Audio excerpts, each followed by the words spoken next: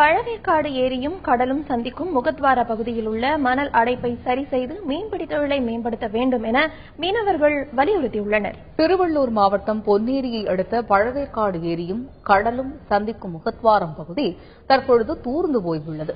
ஏரிக்கு நீர்வரத்து அதிகரித்துள்ள நிலையில் முகத்வார பகுதியில் மணல் அடைப்பு ஏற்பட்டுள்ளதால் மீனவர்கள் கடலுக்கு மீன்பிடிக்க செல்ல முடியாத நிலையும் ஏற்பட்டுள்ளது.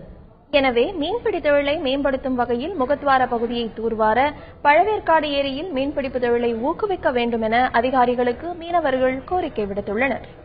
முகத்வாரத்தை 2 வருடத்துக்கு ஒரு முறை அல்லது வருடத்துக்கு ஒரு முறை தூர் வாடுறாங்க. அதோட அந்த முகத்வாரம் அடைப்பட்டு போகுது.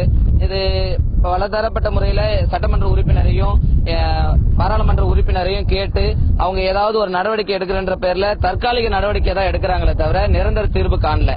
இதுக்கு நிரந்தர தீர்வு காணணும்னா முறையா இருபுறங்களும் சுவர் அமைச்சு அந்த சுவர் மூலியமா தண்ணி கடல் தண்ணி உள்வாங்கறதோ அல்லது வெளிக்கொணர்வதற்கோ ஒரு ஏதுவான சூழ்நிலையை அமைத்து இந்த மீனவர்களுடைய வாழ்வாதாரத்துக்கு நிரந்தர தீர்வு காணணும்.